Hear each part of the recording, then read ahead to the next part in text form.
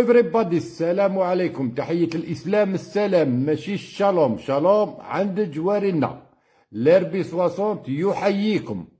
لأول مرة في التاريخ الجزائر تسمح للريفيين، جماعة الريف اللي راهو تحت الاحتلال المروكي، بإقامة ندوة صحفية على التراب الجزائري. واش يعني هذا؟ يعني أن الجزائر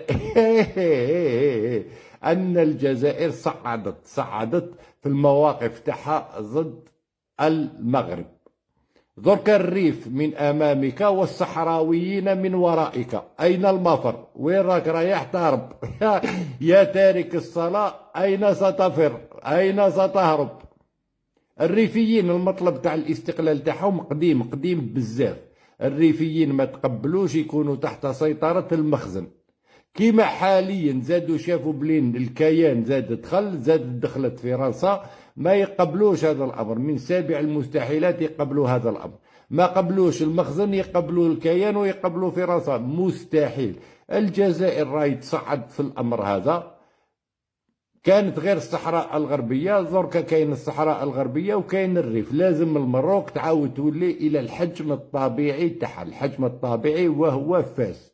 دولة فاس ما نهضروش معكم، ربي يسهل عليك.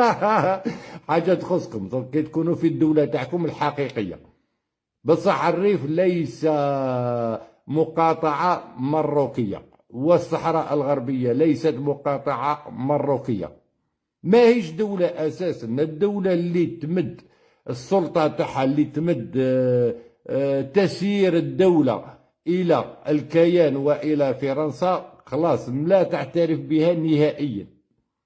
الريفيين لقاو الدعم حاليا من الجزائر، كما لقاو الدعم من الموزمبيق ومن جنوب إفريقيا. كاين 3 دول حاليا اللي ممكن تعترف بدولة الريف. يعني مستقبلا تبدأ ديما بدولة 2 3 4 5 6 وتجي طالعة حتى تولي دولة حقيقية، حتى يولي الاعتراف حقيقي. ممكن الجزائر تصعد الأمر تاع الريف إذا كان هناك إجماع إفريقي على الأمر هذا إلى الأمم المتحدة. نزيدو نديرو دوسي دوزيام تاع الريف وتاع الصحراء الغربية. درك يجي واحد مروكي حابس مسطح من راسه يقول لك جمهورية القبائل هنا في الجزائر. جمهورية القبائل لا قادر تدير هذا الأمر، ربي يسهل عليك، الله يعاونك، حاجة تخصك.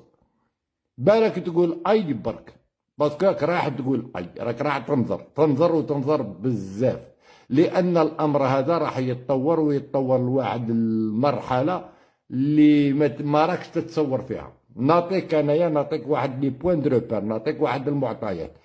الريف الريف جنوبا، والصحراء الغربية شمالا، والجزائر، واسمع مليح، والجزائر شرقا. يعني إنك محاصر. سلم نفسك يا بابليتو. سلم نفسك إنك محاصر. هذه هي. درك حبيت تلعب مع الدول الكبار. الجزائر كانوا عندها مشاكل بفعل فاعل، نتفاهموا بفعل فاعل، على بالنا كاع اللي دار المشاكل للجزائر. درك حان الدور تاع الجزائريين باش يديروا المشاكل اللي درتوهم الجزائر. الحمد لله وقفنا. مي حنا المشاكل اللي نديروهم لكم الضربة القاضية. يعني كي نقول لك الضربة القاضية ديها من عند ليربيس وسط هو اللي هو يهضر معك. ليربيس وسط هو اللي هو يعلمك بأنها النهاية قربت. تشد الريف ولا تشد الصحراء الغربية ولا تقابل الجزائر، هذه هي المعضلة، واصحابك ما راحش يعاونوك. والسلام.